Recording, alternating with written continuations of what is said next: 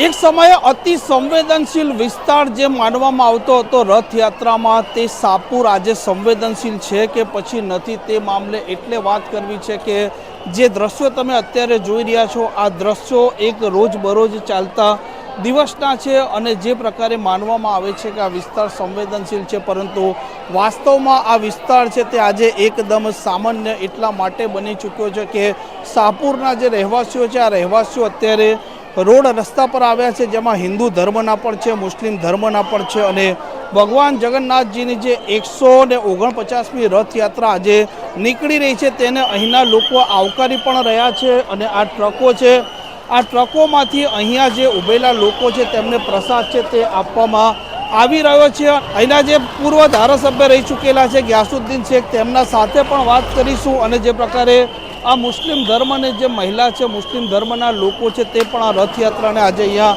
આવકારી રહ્યા છે અને આ જ છે તે કોમી એકતાના છે આ દ્રશ્યો છે, આ ભાઈચારાના દ્રશ્યો છે. અને વાસ્તવમાં આજે જે અમદાવાદનો આ સાપુર વિસ્તાર છે, આ સાપુર વિસ્તાર એકદમ સામાન્ય બની ચૂક્યો છે અને અહીંયા હિન્દુ અને મુસ્લિમ ધર્મના લોકો છે તે સાથે આ રથયાત્રા છે તેમાં સહભાગી પણ થઈ રહ્યા છે. સાથે સાથે આ દ્રશ્યોના જે પ્રકારે તમે હાલ માહોલ જોવો છો, આ માહોલ જ ઘણું બધું દર્શાવી દે છે કે એક સમયનો જે અતિ સંવેદનશીલ જે વિસ્તાર માનવામાં આવતો હતો સાપુર, આજે તે એકદમ સંવેદનશીલ બની ચૂક્યો છે. અને આ મામલે જે પૂર્વ ધારાસભ્ય છે ગ્યાસુદ્દીન શેખ, તેમના સાથે પણ વાત કરવી છે.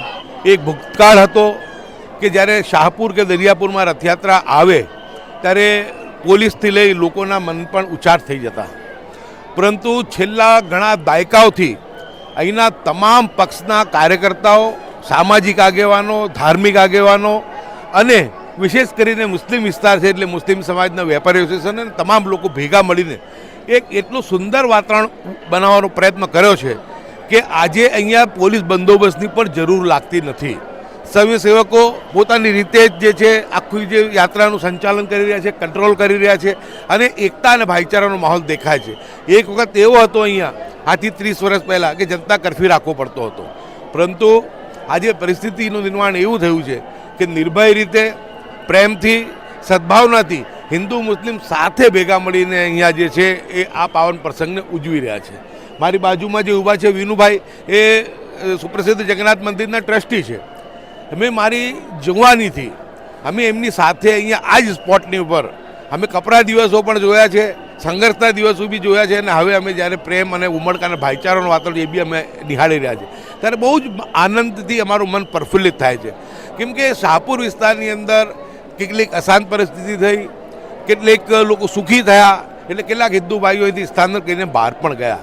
પરંતુ જ્યારે ભગવાન જગન્નાથ પોતે નગરયાત્રાએ આવતા હોય ને આ પવિત્ર દિવસે અમારા જે પાડોશી હતા, જે અહીંયા અમારી સાથે જે હિન્દુ ભાઈઓ રહેતા હતા, એ પોતે પણ ભગવાન જગન્નાથજીની રથયાત્રાના દર્શન કરવા અહીંયા આવે છે અને અમે પ્રેમથી એકબીજાની સાથે અહીંયા અમે મળીએ છીએ અને અમારા બાળપણના જે અમારા દ્રશ્યો છે, જે બાળપણના સ્મરણો છે, એ અમે વગોડીએ છીએ. એટલે અમારા માટે તો આ એક મિલન કાર્યક્રમ જેવું આ વસ્તુનું નિર્માણ થયું છે. અને હું માનું છું કે દેશને પણ અને રાજ્યને પણ આજે જો સૌથી વધારે કોઈ વસ્તુની જરૂર હોય એ જરૂર છે એકતાની અને ભાઈચારાની. અને એનો શુભ સંદેશ 38 વર્ષથી કબૂતર ઉડાડીને, મનશ્રીને મોમેન્ટો આપી, સાલ ઓઢાડી ફુલાર કરી અને અમે જે સ્વાગતનો કાર્યક્રમ દ્વારા એક સિમ્બોલિક અમે મેસેજ આપીએ છીએ કે એક સમયનો અત્યંત સંવેદનશીલ વિસ્તાર આજે કે જ્યાં પ્રેમ પાંગરી રહ્યો છે, ભાઈચારો છે અને સદભાવના છે. અને આપ જોઈ શકો છો કે નિર્ભય રીતે બધા શાંતિથી બધા જોઈ ઊભા છે. મુસ્લિમ બાળકો હોય, મુસ્લિમ લેડીઝ પર તમે જુઓ કે બધા જ જે ટ્રકોમાંથી પ્રસાદ આપતા હોય, પ્રસાદને પ્રેમપૂર્વક બધા આવકારી રહ્યા છે, એ મેળવી રહ્યા છે.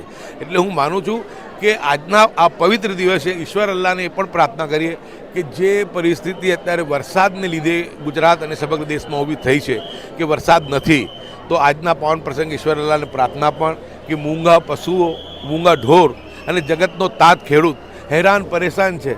ઘણા ગ્રામ્ય વિસ્તારમાં તો બહુ જ સ્થિતિ કપરી બની છે. તો એવા સમય આજે પવિત્ર દિવસે અમે એવી પ્રાર્થના કરીએ ઈશ્વર અલ્લાહને કે જોરદાર સારી રીતે રહેમતોવાળો, બરકતોવાળો વરસાદ થાય અને જગતનો તાત અને ગુજરાતની જનતા જે છે એ પાણીના અભાવે એને કોઈ હાલાકી કે પરેશાની ના થાય, એ આજના પવિત્ર દિવસે અમે બધા પ્રાર્થના પણ અમે આ જે છે અમે કરી રહ્યા છે. અને આજના આપના માધ્યમથી લોકોને અમે કહી રહ્યા છે કે દેશને કોઈ જરૂર હોય કોઈ વસ્તુની, તો એ જરૂર છે એકતાની, ભાઈચારાની. જો એકતા હશે, ભાઈચારો હશે તો ગુજરાત દેશનું નંબર 1 રાજ્ય છે અને રહેશે.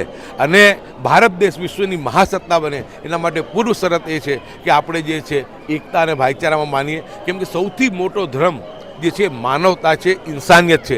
અને એ માનવતા અને ઇન્સાનિયતની જે ઉમદા મિસાલ જે છે એ શાહપુર અને દરિયાપુર જમાલપુરના લોકો રથયાત્રામાં આપી રહ્યા છે. એ મેસેજ છે કે આપણે બધું ભૂલી અત્યારે આપણે દેશદાજ, આપણો રાષ્ટ્રવાદને મહત્ત્વ આપતા આપણે દેશની અંદર એકતા અને ભાઈચારાનો માહોલ બની રહે, કોઈ અશાંતિ ના ફેલાય, કોઈને એકબીજા સાથે કટુતા ના હોય, કોઈની સાથે દુશ્મનાવટ ના હોય અને શાંતિથી બધા જે છે સુખેથી જીવે રહે અને દેશ અને રાજ્યની તરક્કીની અંદર બધા સહભાગી થાય. કેમેરામેન સાહિલ સાથે તોફિક ગાંચી, નવજીવન ન્યૂઝ, અમદાવાદ.